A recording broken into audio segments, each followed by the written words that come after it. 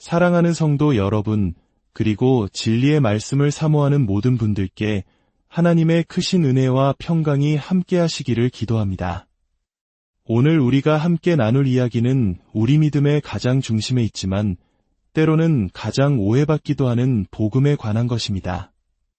이 말씀이 여러분의 마음에 깊은 울림을 주고 삶의 모든 영역에 하나님의 능력이 임하는 통로가 되기를 소망하는 마음으로 잠시 이 영상에 좋아요를 눌러주시고 채널을 구독해 주십시오. 여러분의 작은 행동 하나가 이 은혜의 복음이 더 많은 영혼에게 흘러가게 하는 귀한 섬김이 될 것입니다. 이 영상을 시청하시는 모든 분들의 가정과 삶 위에 주님의 놀라운 축복이 임하기를 간절히 기도합니다. 우리는 종종 복음을 죄인들이 구원받기 위해 필요한 첫 단계라고만 생각하는 경향이 있습니다. 마치 교회의 문을 열고 들어오는 입장권처럼 말이죠. 그러나 성경이 말하는 복음은 그보다 훨씬 더 깊고 광대합니다. 복음은 단지 죄인만을 위한 것이 아닙니다. 복음은 바로 믿는 자, 오늘을 살아가는 저와 여러분을 위한 하나님의 능력입니다. 복음은 당신의 건강입니다. 복음은 당신의 풍요로움입니다. 복음은 당신의 안전이며 당신을 지키시는 하나님의 손길입니다. 복음은 당신의 가정을 보호하는 울타리이며 당신의 결혼 생활을 성공으로 이끄는 힘입니다. 성경은 분명히 말합니다. 복음은 모든 믿는 자에게 구원을 주시는 하나님의 능력이라고 말입니다. 하나님께서는 그분의 교회 중심에 다시 예수 그리스도가 서시기를 원하십니다. 그리고 예수님께서 십자가에서 죽으심으로 우리에게 주신 그 순수한 복음이 다시 교회의 가장 앞자리, 우리 신앙의 중심에 서기를 간절히 원하고 계십니다. 하지만 오늘날 전 세계의 많은 교회에서 복음은 다른 것들과 뒤섞여 그 본질적인 힘을 잃어가고 있는 것처럼 보입니다. 우리는 복음이 마치 빌리 그레함 목사님과 같은 위대한 부흥사들이나 전도자들에게만 필요한 것이라고 착각하곤 합니다. 하지만 다시 한번 강조합니다. 복음 교회는 죄인들만을 위한 곳이 아닙니다. 복음은 바로 믿는 자들을 위한 것입니다. 복음은 당신의 건강이며 풍요이며 안전이며 보호입니다. 복음은 당신의 가정을 지키고 결혼 생활을 성공으로 이끄는 힘입니다. 복음은 당신의 구원을 위한 하나님의 능력입니다. 여기서 말하는 구원이라는 단어는 헬라어로 소조인데 이는 단순히 지옥으로부터의 구원만을 의미하지 않습니다. 이 단어는 우리의 모든 영역을 아우르는 전인적인 구원을 뜻합니다. 우리 자신으로부터의 구원, 질병과 아픔으로부터의 구원, 중독으로부터의 구원, 그리고 우리를 파괴하는 모든 부정적인 것들로부터의 구원을 포함하는 것입니다.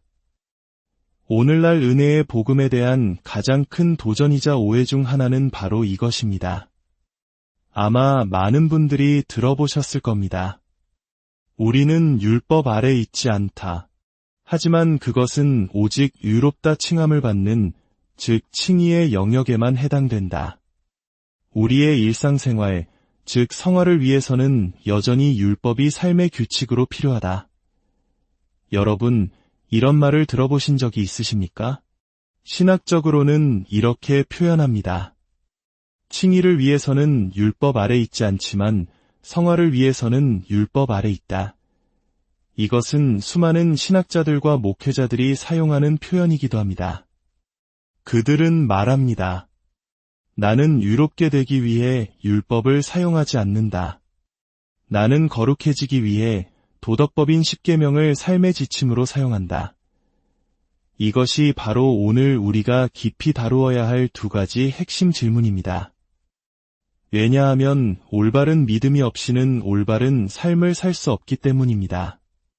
만약 여러분의 마음에 잘못된 믿음, 즉 하나님께서 나를 심판하실 것이라는 두려움이 자리 잡고 있다면 그것은 여러분의 삶에 헤아릴 수 없는 해를 끼칠 수 있습니다. 여러분이 믿는 자라면 여러분을 향한 심판은 이미 여러분의 뒤에 저 십자가 위에 지나갔음을 기억해야 합니다. 하지만 사탄은 끊임없이 우리 마음에 심판에 대한 두려움을 심어주려고 합니다. 그것이 우리의 몸과 마음, 그리고 감정을 병들게 할 수 있다는 것을 알기 때문입니다. 오래전 제가 비행기 안에서 성경을 읽다가 잠언의 한 구절을 보게 되었습니다. 왕의 진노는 사자의 부르짖음 같으니라. 이 구절을 읽는 순간 저는 베드로전서의 말씀이 떠올랐습니다. 마귀가 우는 사자같이 두루다니며 삼킬 자를 찾나니 성령님께서 제게 깨달음을 주셨습니다. 사탄은 마치 하나님인 것처럼 왕의 진노를 흉내내며 우리를 두려움에 떨게 한다는 사실을 말입니다. 우리가 무언가 잘못을 저지를 때마다 사탄은 다가와 속삭입니다. 이제 하나님의 진노가 임할 것이다. 이 속삭임이 우리 마음에 심판에 대한 두려움을 낳고 우리 삶에 나쁜 일이 생길 때마다 이것이 바로 내가 저지른 죄의 대가라고 여기게 만듭니다. 그렇다면 하나님은 더 이상 심판자가 아니라는 뜻일까요? 아닙니다. 성경은 분명히 하나님이 심판자라고 말합니다.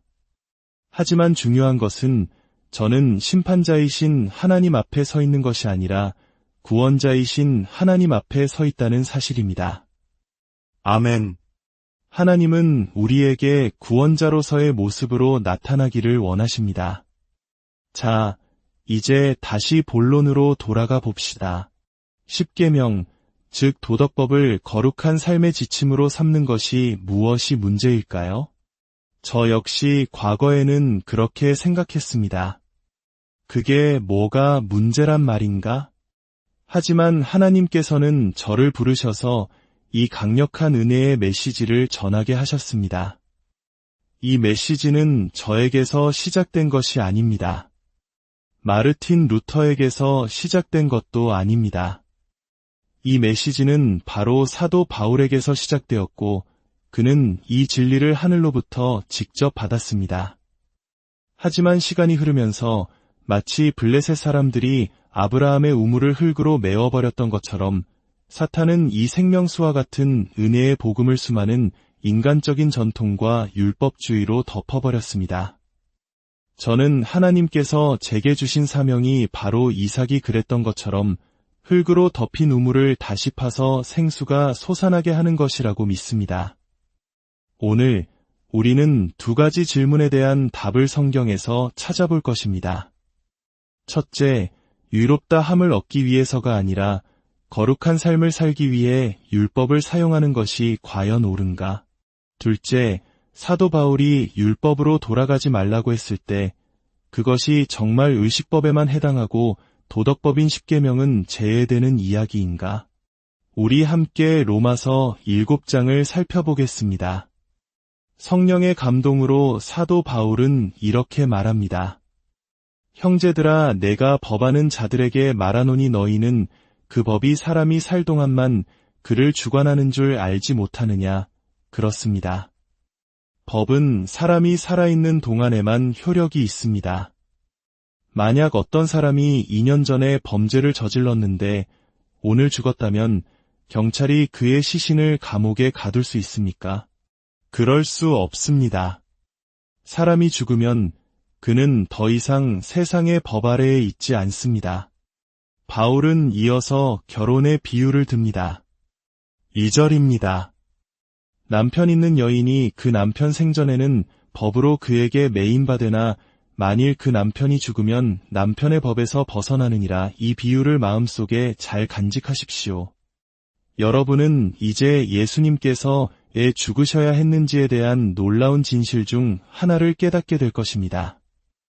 많은 사람들이 왜 우리가 은혜 아래 있어야 하고 율법 아래 있으면 안 되는지를 이해하지 못합니다. 로마서 6장 14절은 이렇게 선포합니다. 제가 너희를 주장하지 못하리니 이는 너희가 법 아래에 있지 아니하고 은혜 아래에 있음이라. 이 구절은 우리의 영적인 주머니에 항상 넣어두고 다녀야 할 말씀입니다. 사람들은 항상 말합니다. 율법 아래 있지 않고 은혜 아래 있으면 죄를 더 많이 짓게 될 것이다. 하지만 성경은 정반대로 말합니다. 죄가 우리를 다스리지 못하는 이유는 바로 우리가 율법 아래 있지 않고 은혜 아래 있기 때문이라고 말입니다. 바울은 이 놀라운 진리가 사람들에게 쉽게 이해되지 않을 것을 알았습니다. 그래서 그는 로마서 7장 전체에 걸쳐 이 비유를 통해 자세히 설명합니다. 다시 7장으로 돌아가 봅시다. 남편이 살아있는 동안 다른 남자와 결혼하면 그 여인은 간음한 자가 되지만 남편이 죽으면 다른 남자와 결혼해도 죄가 되지 않습니다. 여기서 문제는 이것입니다. 하나님께서 인간에게 요구하시는 의로운 기준, 즉 율법이라는 남편은 결코 죽을 수 없다는 사실입니다. 하나님의 거룩한 법은 영원하기 때문입니다. 율법이라는 남편은 완벽합니다. 흠이 없습니다. 하지만 그와 함께 사는 아내는 불완전합니다. 치약을 중간부터 짜는 작은 실수 하나에도 율법이라는 남편은 아내를 정죄합니다. 당신은 틀렸어. 율법은 우리에게 자비를 베풀 수 없습니다. 율법의 요구는 100% 완벽한 순종이기 때문입니다. 9%도 소용없습니다. 갈라디아서 3장 10절은 말합니다. 무릇 율법 행위에 속한 자들은 저주 아래에 있나니 기록된 바 누구든지 율법책에 기록된 대로 모든 일을 항상 행하지 아니하는 자는 저주 아래에 있는 자라 하였음이라. 여러분, 율법 아래 머물기를 원하십니까? 제가 율법 아래 있지 말라고 말하는 것은 율법을 가볍게 여기기 때문이 아닙니다. 오히려 율법을 너무나 존중하기 때문입니다. 율법의 모든 조항을 완벽하게 지키지 못하면 저주 아래 놓인다는 것을 알기 때문에 저는 여러분이 그 저주에서 자유롭게 되기를 간절히 바라는 것입니다. 자, 율법이라는 남편은 죽을 수 없습니다. 그렇다면 이 딜레마를 해결할 방법은 무엇일까요? 바로 아내가 죽는 것입니다. 로마서 7장 4절을 보십시오. 그러므로 내 형제들아 너희도 그리스도의 몸으로 말미암아 율법에 대하여 죽임을 당하였으니 할렐루야. 예수님께서 십자가로 가신 이유 중 하나는 바로 우리를 율법에서 건져내어 은혜 안으로 인도하시기 위함이었습니다. 예수님께서 십자가에서 죽으실 때 그분을 믿는 우리도 그분 안에서 함께 죽었습니다. 이제 우리는 율법에 대하여 죽은 자가 되었습니다. 생각해 보십시오. 죄가 없으신 예수님께서 우리의 모든 죄를 짊어지시고 십자가에 달리셨을 때 율법은 예수님을 저주하고 심판했습니다. 율법이 할 수 있는 마지막 일은 바로 죄인을 죽음에 이르게 하는 것입니다. 예수님께서 우리를 대신하여 죽으심으로 율법은 우리에 대한 모든 요구와 심판을 그분의 몸에 쏟아부었고 그 효력을 다했습니다. 우리가 예수님과 함께 죽었을 때 우리를 묶고 있던 율법의 사슬은 끊어졌습니다. 그리고 하나님께서 예수님을 죽은 자 가운데서 다시 살리셨을 때 우리도 그분과 함께 다시 살아났습니다. 이제 우리는 죽음에서 살아난 자들입니다. 이것이 모든 믿는 자의 정체성입니다. 아침에 눈을 뜰 때 죽음을 향해 달려가는 유한한 인생이라고 생각하지 마십시오. 우리에게 죽음은 더 이상 앞에 있는 것이 아니라 저 십자가와 함께 우리 뒤에 남겨졌습니다. 심판도, 저주도, 질병도 모두 우리 뒤에 있습니다. 우리는 죽음과 심판의 권세가 미치지 못하는 부활 생명 안에 살고 있습니다. 사탄은 무덤 너머까지 우리를 쫓아올 수 없습니다. 그의 권세는 죽음을 두려워하는 자들에게만 미칩니다. 그러나 우리의 죽음은 이미 십자가에서 일어났습니다. 그렇다면 이제 우리는 율법을 무시하고 마음대로 살아도 될까요? 결코 그렇지 않습니다. 은혜 아래 사는 삶은 율법이 요구하는 것보다 훨씬 더 높은 차원의 삶입니다. 하지만 이 삶은 또 다른 율법이 아니라 우리 안에 계신 그리스도의 생명으로 말미암아 자연스럽게 사라지는 삶입니다. 율법은 간음하지 말라고 말하지만 내 아내를 사랑하라고 말하지는 않습니다. 세상에는 간음은 하지 않지만 아내를 사랑하지 않는 남편들이 많이 있습니다. 그것이 하나님이 원하시는 거룩함일까요? 어떤 이들은 십계명이 하나님의 마음을 그대로 옮겨놓은 것이라고 말합니다. 감히 어떻게 하나님의 광대하신 마음을 10가지 조항 안에 가둘 수 있겠습니까? 하나님께서 율법을 주신 이유는 교만한 인간이 스스로의 힘으로는 결코 하나님의 기준에 도달할 수 없음을 깨닫고 구원자가 절실히 필요하다는 것을 알게 하기 위함이었습니다. 율법은 거울과 같습니다. 거울은 우리 얼굴의 흠을 보여줄 수는 있지만 그 흠을 씻어줄 수는 없습니다. 마찬가지로 율법은 우리의 죄를 드러낼 수는 있지만 우리를 거룩하게 만들 능력은 없습니다. 거룩함을 위해 율법을 사용하려는 사람들은 선을 행하고 싶어서가 아니라 자기 안에 있는 죄의 실상을 인정하고 싶지 않기 때문입니다. 그들은 여전히 자신의 노력으로 무언가 선한 것을 이루어 보려고 합니다. 그러나 참된 신앙은 나 자신에게서 눈을 돌려 죽음에서 부활하신 다른 한 분, 바로 예수 그리스도 안에서 나의 모든 의와 거룩함을 발견하는 것입니다. 하나님은 우리에게 그리스도를 주셔서 우리의 구원자와 주님이 되게 하셨습니다. 사랑하는 여러분, 이제 율법의 정죄와 두려움에서 벗어나십시오. 여러분은 그리스도 안에서 율법에 대하여 죽었고, 이제는 새로운 남편이신 그리스도와 연합하여 성령 안에서 사랑으로 살아가는 자들입니다. 이것이 참된 자유이며 참된 거룩함입니다. 이제 다 함께 기도하는 마음으로 주님의 축복을 받겠습니다. 이 한 주간 당신과 당신이 사랑하는 모든 이들 위해 주님께서 복을 주시고 지키시기를 원합니다. 아브라함의 복과 신명기 28장의 복이 당신의 것이 되기를 축복합니다. 들어와도 복을 받고 나가도 복을 받을 것이며 당신의 손으로 하는 모든 일에 복이 임할 것입니다.